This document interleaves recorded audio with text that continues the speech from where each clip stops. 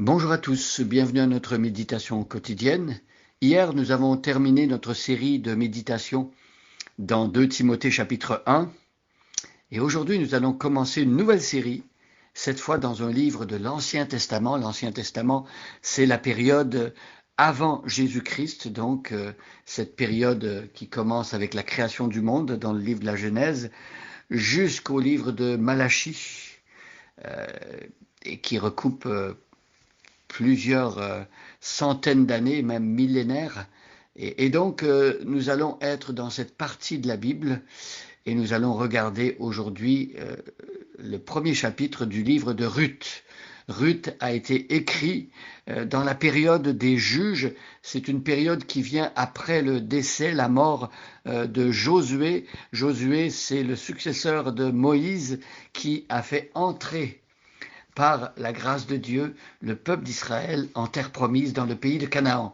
Donc, pour situer chronologiquement, il s'agit d'une histoire, d'un récit qui a lieu dans cette période-là. Nous allons voir le chapitre 1. Je commence déjà avec le premier verset. À l'époque où les chefs gouvernaient Israël, une famine survint dans le pays. Un homme de Bethléem, en Juda, partit séjourner avec sa femme et ses 2 fils dans la campagne du pays de Moab. Donc ici, le texte lui-même nous donne la période dans laquelle ce récit a eu lieu. C'était l'époque des juges, des chefs qui gouvernaient Israël. C'étaient des juges. Alors c'est vrai que à la fin du livre des juges, c'est écrit que à cette période, chacun faisait ce que bon lui semblait. C'était une période qui manquait de cohésion sur le plan national. Il n'y avait plus eu de chefs importants comme Moïse et Josué. Et donc le peuple était un petit peu perdu, un petit peu dans l'anarchie. Et parce que le peuple justement avait du mal à suivre un leader et parce qu'il manquait sans doute de leader à cette époque-là, Dieu avait suscité des juges, donc des personnes en qui il avait mis son esprit et en qui il mettait une mission. Par exemple, très souvent dans le livre des juges, on voit que les juges étaient suscités pour libérer le peuple contre les attaques de l'ennemi. Donc c'est à cette période que notre livre commence. Et donc, on nous dit à l'époque où les chefs gouvernaient Israël, une famine survint dans le pays. Donc, il y a eu une famine. Évidemment, lorsqu'il y avait des famines, autant à notre époque qu'à cette époque-là, c'était très difficile de vivre et de survivre. Et donc, la famine, c'était une grande épreuve. Et certaines personnes étaient tentées, lorsqu'il y avait des famines dans le pays, tout simplement de quitter le pays. Mais ici, on se souvient que ce pays que Dieu avait donné à son peuple, c'était un pays où coulait le lait et le miel, et Dieu avait promis à son peuple qui était fidèle de bénir son peuple. Et donc, qu'il y ait une famine dans ce pays, on peut se poser la question, quelle en est la raison?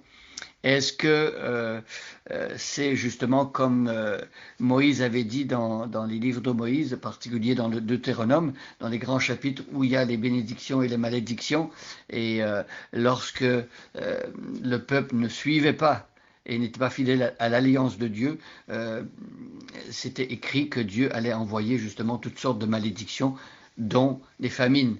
Alors on peut supposer que Dieu a agi dans ce pays-là parce que le peuple n'était pas fidèle à l'alliance, mais il peut y avoir aussi parfois des famines et ce n'est pas en raison d'une infidélité quelconque.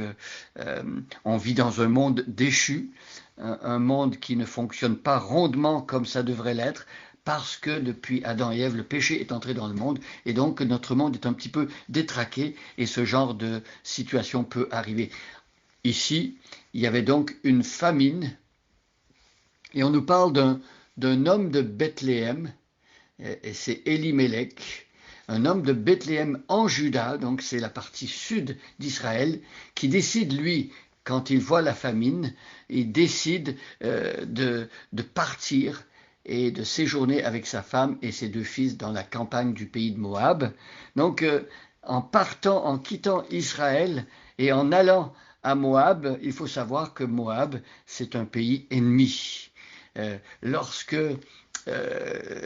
Elimelech décide de quitter son pays, il quitte aussi le lieu où le peuple où une révélation a été donnée.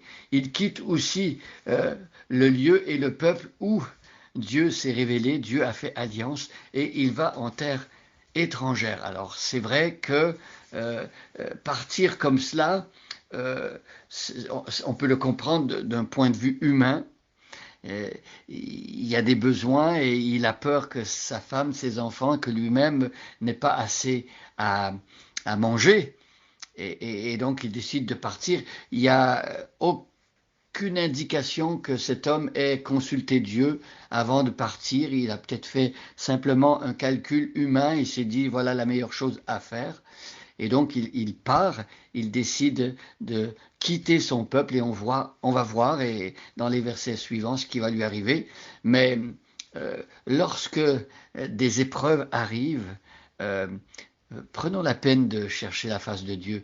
Essayons de poser les bonnes questions. Pourquoi cette épreuve arrive-t-elle et est-ce que Dieu ne serait pas en train de me parler, de me montrer quelque chose ? Et donc, cherchons la face de Dieu.